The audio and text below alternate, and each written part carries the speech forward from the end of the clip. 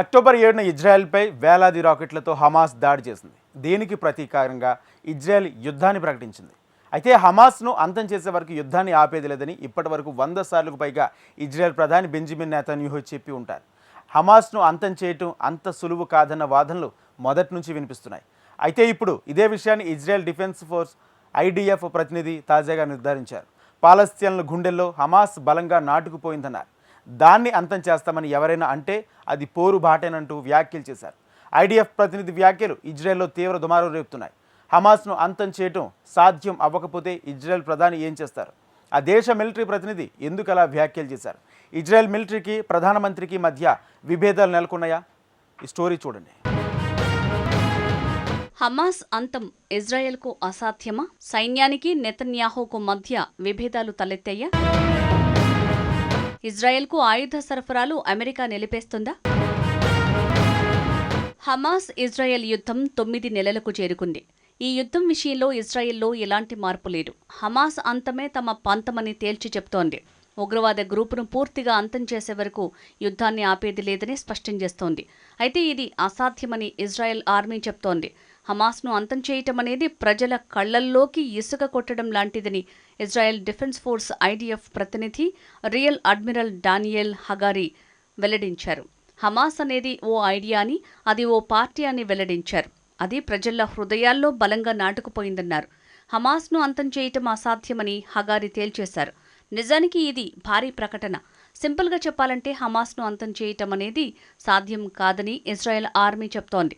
కానీ Benjamin Netanyahu మాత్రం అంగీకరించటం లేదు.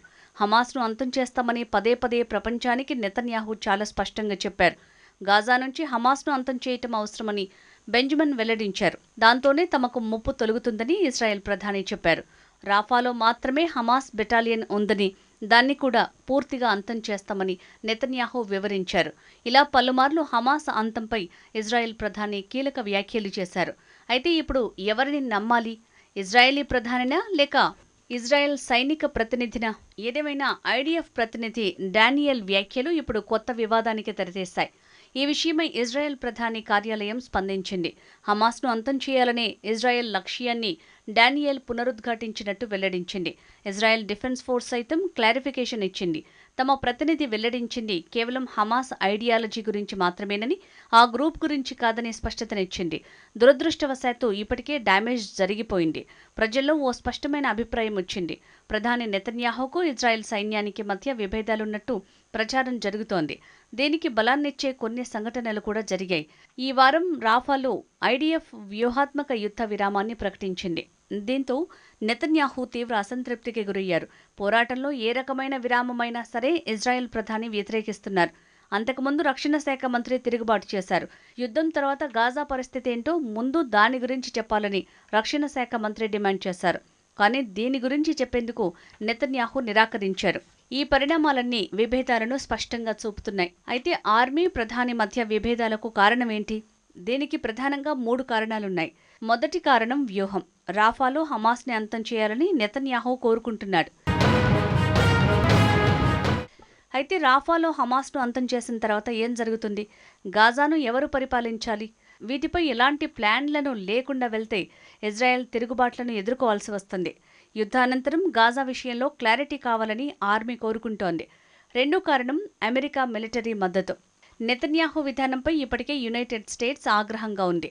ఇప్పటికే బాంబుల ఫిష్మెంట్ని వాషింగ్టన్ నిలిపేసింది.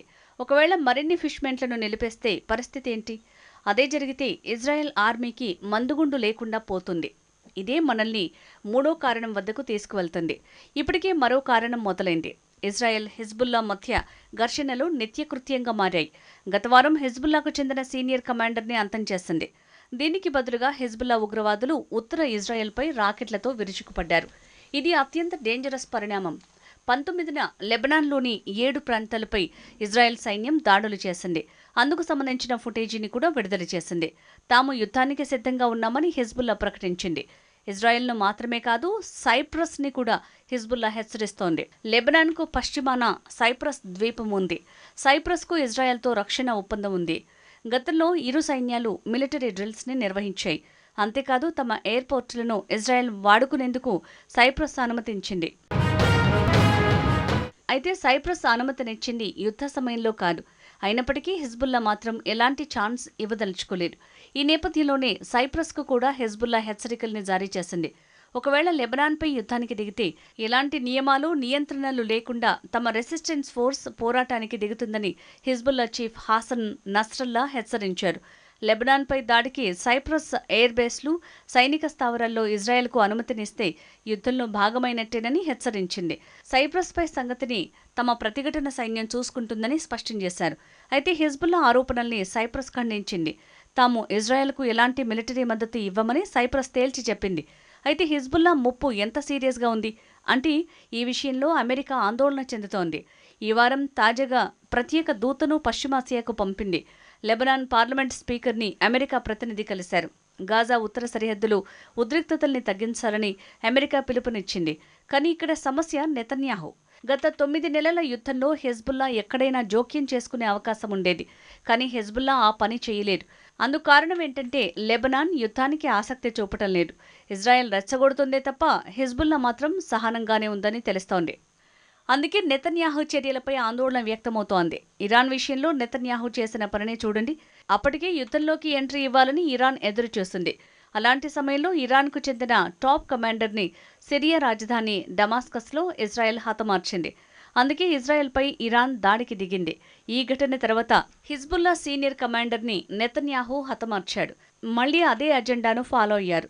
యుద్ధాన్ని మరింత తీవ్రస్థాయికి ఇజ్రాయెల్ ప్రధాని తీసుకువెళ్తున్నారు. దీనిపై అమెరికాను లాగుతున్నాడు.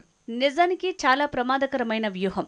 నెతన్యాహు గేమ్ ప్లాన్తో యుద్ధం తీవ్రమవుతుందే తప్ప ఆగే సూచనలు కనిపించటం లేదు.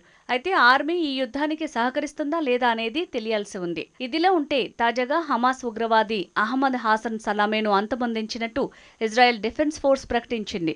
అక్టోబర్ 7న ఇజ్రాయెల్పై హమాస్ జరిపిన దాడుల్లో కీలకంగా వ్యవహరించినట్టు ఐడిఎఫ్ తెలిపింది. ఉత్తర గాజాలోని బీట్ హనౌన్ ప్రాంతంలో ఈ దాడి జరిగినట్టు వివరించింది. సలామే స్నైపర్ కార్యకలాపాల్ని నిర్దేశిస్తున్నట్టు ఐడిఎఫ్ వెల్లడించింది. ఇక ఈజిప్ట్ సరిహద్దులోని రాఫా క్రాసింగ్ ని గాజా సైడ్ ఇజ్రాయెల్ పూర్తిగా ధ్వంసం చేసింది. అంతర్జాతీయ మానవతా సాయానికి ఇదే ప్రధాన మార్గం. ఈ మార్గం ఇప్పుడు క్లోజ్ అయింది. రాఫాలో ఇజ్రాయెల్ గ్రౌండ్ ఆపరేషన్ ని మేలో ప్రారంభించింది. ఈ యుద్ధంలో ఇప్పటివరకు 37,000 మందికి పైగా పాలస్తీనియన్లు మృతి చెందారు. యుద్ధాన్ని ఆపేయాలంటూ పలు దేశాలు ఇజ్రాయెల్ను విన్నవిస్తున్నాయి. కానీ ఇజ్రాయెల్ ప్రధాని నెతన్యాహు మాత్రం హమాస్ను అంతం చేసే వరకు యుద్ధాన్ని ఆపేది లేదని తెగేసి చెప్తోంది. అయితే అమెరికా ఆయుధ సాయం ఆపేస్తే ఏం చేస్తారు అన్నది తెలియాలంటే మరికొన్ని రోజులు ఆగాల్సిందే.